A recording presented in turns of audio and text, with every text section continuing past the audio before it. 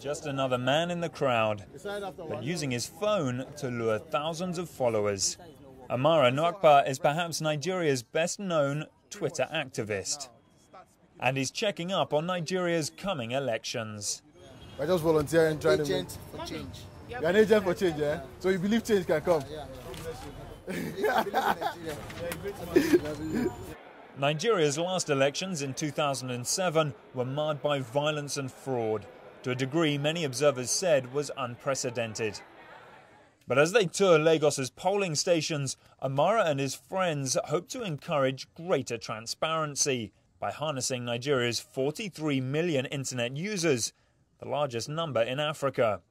But is this new? I mean, the fact that you're able to get all of this stuff on Google Maps, even just a map of Lagos. I mean, if we look out the window, it just seems like a maze of streets and side streets, no street names. I mean, how the hell can you convey what's on that phone, the map on that phone, to what's outside? It's pretty accurate, though. I mean, from my experience, it's actually, and it's new. It's totally new. So you weren't able to do this a year ago? Not at all. It would be impossible to do it. Despite having it on Google Maps, you did just walk past the polling station. Exactly. But we knew it was right by the mosque. So it was somewhere around in the here. right vicinity. You know, what we are doing is essentially encouraging young people to participate and to do the right thing. This election, this Nigeria is our own, right? You know, it's all of us.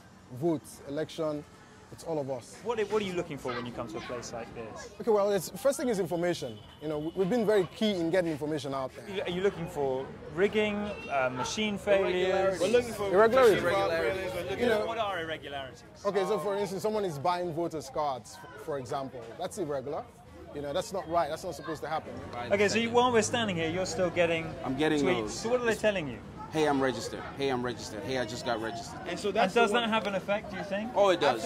Absolutely. How? 30,000 people behind me on Twitter get to see it every time I retweet it. That's a lot of people. But the majority of Nigerians still do not have internet access. There is sort of like a creaming of the top with the internet population in Nigeria. So people with platforms are the ones who actually have this kind of access. So people, radio presenters, writers on newspapers and so on and so forth. So there's a high probability that stuff that happens on our timelines ends up in the news. That's a certain amount of influence you've got there. Yeah. How does that feel? Yeah, it makes me feel that we can make a change. We can move things in the right direction. If nothing else, he's certainly got people talking. Christian Purefoy, CNN, Lagos, Nigeria.